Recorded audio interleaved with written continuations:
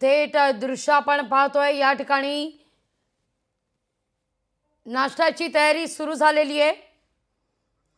आझाद मैदानाच्या बाहेरची दृश्य आपण या क्षणी पाहतोय। पोहे बनवण्याची ही तयारी, मोठ्या संख्येने मराठा बांधव त्या ठिकाणी पोहोचलेले आहेत। त्यांच्याकरता अल्पपोहार अर्थात नाश्त्याची ही तयारी।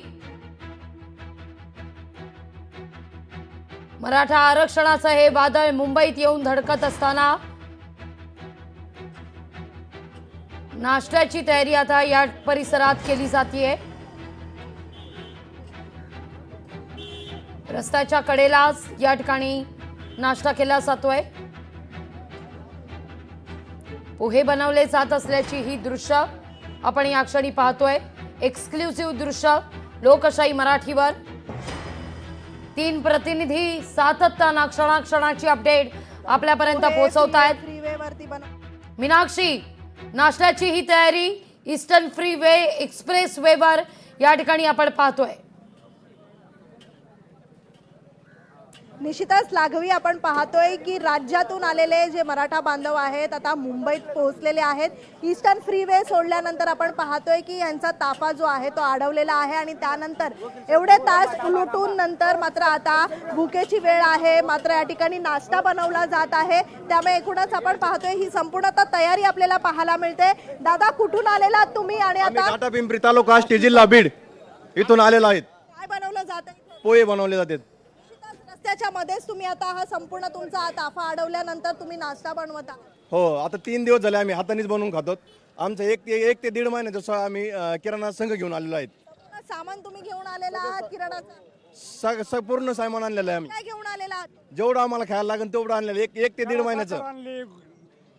आपलं गुळ आणला, गव्हाचा भरडा आणला, पोहे आणले, भाजीपाला आणला, पुरीचं सामान आणलंय, पुरीचं पीठ, मैदा आणलाय, तेल आणलंय, सगळं टोटल आणलंय आम्ही। तिथंच लाघवी, आपण पाहतोय की या ठिकाणी आता नाश्त्याची ही संपूर्णतः व्यवस्था केली जात आहे। आलेले शेकडो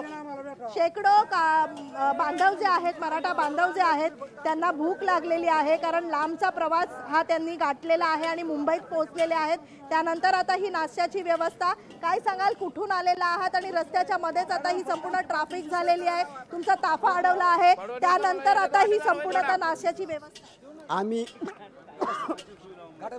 आम्ही साधारण 40 किलोमीटर ट्रॅफिक जाम झाल्यामुळं आम्ही इथं रस्त्यावरच नाश्त्याची सोय मराठा सेवकांची करत आहोत। अशा परिस्थितीमध्ये जर त्यांना अन्न मिळालं नाही तर उपासमार होईल।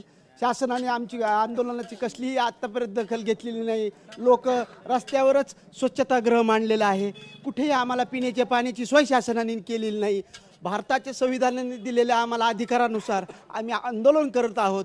अशा आंदोलनामध्ये शासनाने त्याची दखल घ्यायला पाहिजे होती। आम्हाला पिण्याच्या पाण्याची सोय करायला पाहिजे होती, आम्हाला राहण्यासाठी कुठे सोय करायला पाहिजे होती, पण कसलीही दखल मराठा समाजाच्या सेवकांची घेतलेली नाही। आम्ही आता एकच आमचं मिशन आहे, एक तर आम्ही आरक्षण घेऊ, नाही तर इथून जाणार नाही। शेकडोच्या संख्येने आज तुम्ही या ठिकाणी पोहोचलेले आहात, पण कुठेही जे आहे तुम्हाला पुढे जाऊ देत नाहीयेत, त्यामुळे काय तुमची भूमिका आहे आता? आता आम्ही कायदा मानणारे सर्व मराठा सेवक आहोत। कायद्याच्या चौकटीत राहूनच आम्हाला हे आंदोलन करावे लागणारे नसता गृह खाते आमच्यावर त्यांची आमच्यावर वापर करील आणि अशा परिस्थितीत आम्हाला आमच्या कोणत्याही सेवकाला जीवानिशी कोणाला जाऊन द्यायचं नाही किंवा त्याला जखमी होऊन द्यायचं नाही, अगर त्याला तुरुंगात देखील जाऊन द्यायचं नाही। म्हणून आम्हाला शासनाला, विशेष करून फडणवीस साहेबाला आमची विनंती आहे की मराठ्यांचे हाल आता भावत नाहीत। सुमारे 40 वर्षापासून हा लढा चाललेला आहे मराठ्यांचा आरक्षणाचा आहे। मीनाक्षी, आम्ही ज्या एरियामध्ये आम्ही राहत आहोत त्या एरियामध्ये पिण्याचं पाण्याची सोय नाही। अगदी मीनाक्षी, आपण पाहतोय की ही भूक आहे आरक्षणाची। सगळ्यांनाच प्रतीक्षा आहे की जरांगे पाटील आरक्षणासंदर्भात नेमकं काय बोलणार। विचारताना या ठिकाणी सगळेच जण जरांगेंना ऐकण्यासाठी आझाद मैदान परिसरात निघतायत, तिथं पोहोचतायत।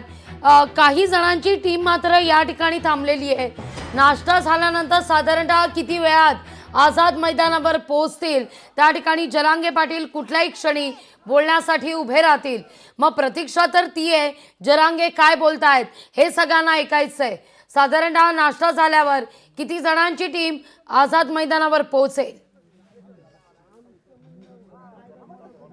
निश्चितच लागवी पुन्हा एकदा आपण ह्या कार्यकर्त्यांकडे जाऊया. मराठा बांधव हे एकवटलेला आहे, कारण जनसागर आपण इतर पाहतोय की दुसऱ्या या मराठा कार्यकर्त्यांशी बांधवांचा सुद्धा मुंबईत संवाद दाखल साधा. झालेला आहे. मात्र इथे भुकेची वेळ आहे, ती म्हणजेच आता भूक फक्त आरक्षणाचीच आहे आणि त्यासाठीचा हा अट्टास जो आहे तो आपल्याला पाहायला मिळतोय. दादा, कुठून आलेला आहात आणि आता वाहतूक कोंडी प्रचंड झालेली आहे आणि भर रस्त्याच्या मध्ये तुम्ही हा नाश्ता तयार करत आहात, काय सांगाल? घाटा पिंपरी गाव, आष्टी तालुका, जिल्हा बीड. मनोज दादाच्या आमच्या खूप वेदना होत आहेत आम्हाला. त्यासाठी आम्ही पूर्ण महाराष्ट्रभरातून मराठा सेवक आलेलो आहेत. मनोज दादाच्या वेदना आता आम्हाला पाहत नाहीत. यासाठी आमच्या मनोज दादा जरांगे पाटलांना न्याय भरपूर जल्दी मिळावे आणि गृहमंत्री देवेंद्र फडणवीस साहेब यांनी जल्दीत जल्दी न्याय द्यावा हीच आमची अपेक्षा आहे.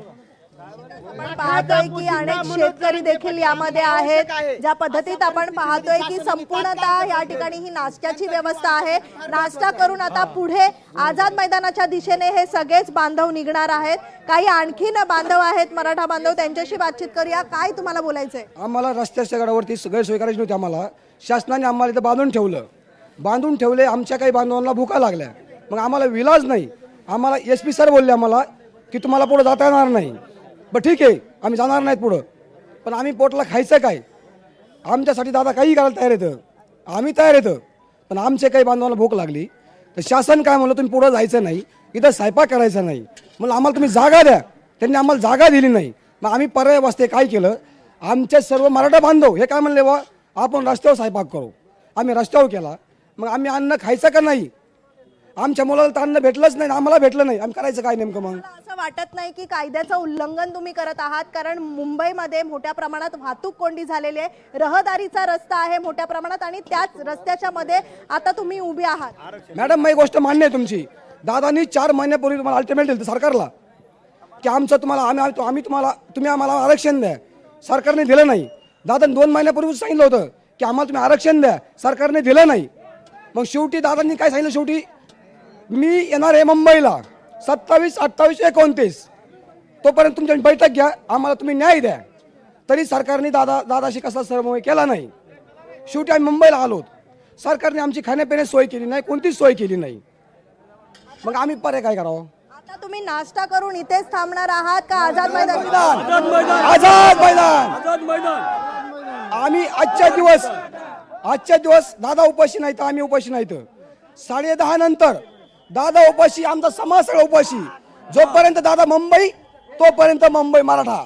जोपर्यंत आझाद मैदान सोडित नाही तोपर्यंत आम्ही एकही मराठा माघारी जाणार नाही, माझं मैदान सोडणार पण नाही. कोर्टाने ज्या पद्धतीत ज्या अटी शर्ती घातलेल्या आहेत त्यानुसार 10 ते 5 या वेळेमध्येच तुम्ही आंदोलन करू शकतात. अन्य ज्या शर्ती ज्या आहेत, अटी शर्ती ज्या आहेत त्याचं उल्लंघन तुम्ही करत आहात. मराठा खड़ा सरकार से बड़ा है. मराठा खड़ा तर सरकार से बड़ा. यापुढची जे दिशा ठरवतील दादा, जे दिशा ठरवतील तेच पूर्व दिशा हे पूर्ण अखंड मराठा समाजासाठी राहणार आहे. जे दादा निर्णय घेतील ते आमच्यासाठी अंतिम निर्णय राहणार आहे. आणि दादा आमचा श्वास आहे. दादाला केसाला धक्का झाला तर पूर्ण समाज हे आक्रमक होईल. लागवी, इथे काही विद्यार्थी देखील आहेत, तरुण देखील आहेत त्या ठिकाणी. मराठा बांधव, काय सांगशील? कुठून आलेला आहेस? काय तुझी भावना आहे एकूणच? आम्ही वसमत तालुका हिंगोली जिल्ह्यातून आलेला आहे आणि मागच्या 70 वर्षापासून मराठा समाजाचा जो आरक्षणाचा संघर्ष चालू आहे आणि कुठंतरी या 2 वर्षामध्ये मनोज जरांगे पाटील यांच्या रूपाने एक प्रामाणिक नेतृत्व मिळालं आणि त्या नेतृत्वावर विश्वास ठेवून आज करोडोच्या संख्येनं खेड्यापाड्यातून हा मराठा समाज मनोज जरांगे पाटील यांचे हात बळकट करण्यासाठी इथे आलेला आहे. आणि मराठा समाजाला जोपर्यंत OBC मधून आरक्षण मिळत नाही आणि जोपर्यंत मनोज जरांगे पाटील आदेश देत नाही तोपर्यंत एकही मराठा मुंबई सोडणार नाही. पण 10% आरक्षण तुम्हाला नुकताच मिळाला होता. कुठेतरी आपण पाहतोय की तुम्ही कायद्याचं उल्लंघन करतायत. एकीकडे सुनावणी सुरू असताना देखील तुम्ही अशा पद्धतीचं हे आंदोलन पुकारतायत. तुम्हाला वाटत नाही की अशा पद्धतीचं हे ट्रॅफिक झालेलं आहे? आज या घडीची महत्वाची बातमी समोर येते. जरांगेंच्या आंदोलनावर मुंबई पोलिसांची ड्रोनद्वारे नजर आहे. मीनाक्षी, ड्रोनच्या माध्यमातून आंदोलनावर करडी नजर ठेवली जाते. CSMT ते आझाद मैदान परिसरात पोलिसांची ही नजर आहे. कोणताही अनुचित प्रकार घडू नये याकरता म्हणून सतर्कता बाळगली जातीये. या घडीची सगळ्यात महत्वाची ही बातमी आपण पाहतोय. जरांगेंच्या आंदोलनावर आता ड्रोनची करडी नजर असणार आहे. आपले प्रतिनिधी उमेश करंजकर यांनी या सगळ्या संदर्भातलं अपडेट आपल्यापर्यंत पोहोचवलेलं आहे. ड्रोनच्या माध्यमातून आंदोलनावर आता करडी नजर असणार आहे. तर मनोज जरांगे पाटील यांचा ताफा छत्रपती शिवाजी महाराज टर्मिनल्स या ठिकाणी पोहोचलेला आहे. थोड्याच वेळात जरांगे पाटील आता आझाद मैदानावर दाखल होतील. महत्वाची ही बातमी आपण या क्षणी पाहतोय. ड्रोनच्या माध्यमातून आंदोलनावर करडी नजर आहे. उमेश करंजकर आपले प्रतिनिधी. उमेश, CSMT ते आझाद मैदान परिसरात पोलिसांची ड्रोनच्या माध्यमातून गस्त. नक्कीच लागली. जर आपण आता पाहिलं तर या सगळ्या परिसरामध्ये पोलिसांची करडी नजर आहे. पोलिसांचा मोठा फौज फाटा या सगळ्या परिसरात उभा केलाय आणि त्यातच आता मनोज जरांगे पाटील देखील छत्रपती शिवाजी महाराज टर्मिनसच्या इथे पोहोचलेले आहेत. त्यांचा ताफा तो संपूर्ण इथे धडकलेला आहे. आता ते आझाद मैदानाच्या दिशेने चालले. जवळपास पुढच्या 5 ते 10 मिनिटात ते आझाद मैदानचे जे त्यांचं उपोषणाचं स्टेज बांधलेले त्या स्टेजवर पोहोचतील. मात्र तत्पूर्वी जर आपण पाहिलं तर या सगळ्या परिसरामध्ये मोठ्या प्रमाणात मराठा आंदोलक सगळे जमलेले आहेत. संपूर्ण CST छत्रपती शिवाजी महाराज टर्मिनस आहे ते भगवमय झालेलं आहे. विविधकडे त्यांचे मराठा समर्थकांचे आंदोलन दिसत आहे. त्यामुळे चक्का जाम जो आहे तो मुंबईतला कसा असतो हे आता पुन्हा एकदा मराठ्यांनी दाखवून दिलेलं आहे. त्याच्यामुळे जी भीती होती की मराठा आंदोलक जर मुंबईत धडकलं तर मुंबई संपूर्णपणे बंद होईल. मात्र सध्या जी परिस्थिती पाहते ती छत्रपती शिवाजी महाराज टर्मिनस असेल किंवा मग मुंबई महानगरपालिका असेल, मुख्य मुंबईला जोडणारे रस्ते आणि पूर्व उपनगर आणि पश्चिम उपनगराला जोडणारे रस्ते सध्या बंद झालेले पाहायला मिळतात. या सगळ्यावरती मार्ग काढण्याचा प्रयत्न पोलिसांचा सुरू आहे. मात्र सध्या तरी त्यांना यश मिळत नाहीये. मात्र ज्यावेळेस मनोज जरांगे पाटील आतमध्ये आझाद मैदानात जातील त्यावेळेस काहीतरी थोडासा रिलीफ मिळेल अशा प्रकारची आशा पोलिसांना आहे. मात्र सध्या मुंबईचे हे सगळे रस्ते जे आहेत ते आपल्याला जाम झालेले पाहायला मिळतात. लागली. अगदी उमेश, या ठिकाणी आता वाहतूक कोंडी पूर्ववत करण्याच्या दृष्टीनं अधिकची काही कुमक त्या परिसरात मागवली जाते का? ही वाहतूक कोंडी मोकळी करून दिली जाते का? कारण आपण जर पाहिलं तर बेस्टच्या गाड्या सुद्धा त्या वाहतूक कोंडीत रखडलेल्या होत्या. लागली. सध्याची जर परिस्थिती आता कोणत्याही प्रकारे वाहतूक व्यवस्था येणार आहे. कारण मोठ्या प्रमाणात हे सगळे आंदोलक जे आहेत ते मुख्य रस्त्यांवरतीच थांबून आहेत. मुंबई महानगरपालिकेची आंदोलक जमल्यामुळे जो चौक आहे. अगदी या घडीची महत्वाची बातमी आपण पाहतोय. CSMT परिसरात पोहोचलेले आहेत जरांगे पाटील. थोड्याच वेळात जरांगे पाटील या ठिकाणी व्यासपीठावर आता पोहोचतील. तर तिथं अनेक घडामोडी आता घडू लागलेल्या आहेत. मनोज जरांगे पाटील या ठिकाणी सूचना देत असल्याचं देखील कळतंय. भाग्यश्री, नेमकं काय घडतंय व्यासपीठावर?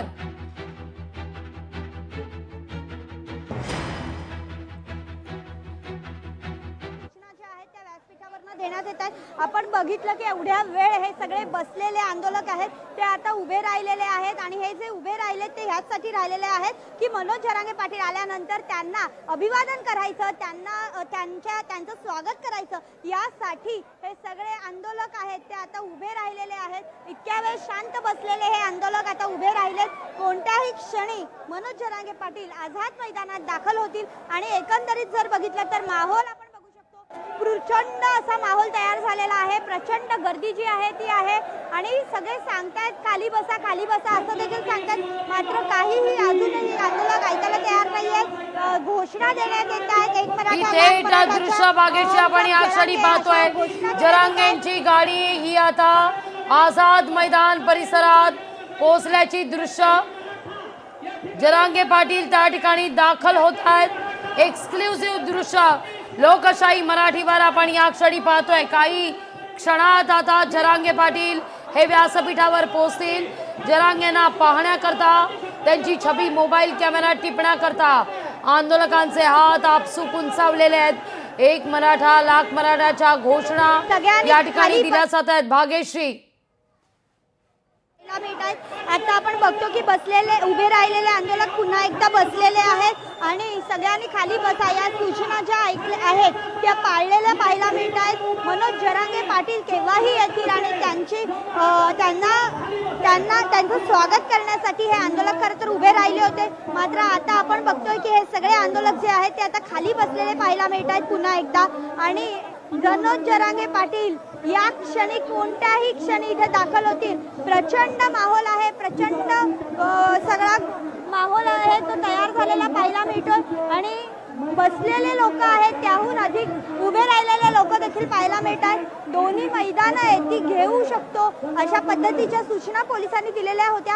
आता आपण बघतोय की दुसऱ्या मैदानात देखील हळूहळू लोकांची गर्दी वाढायला लागली आहे।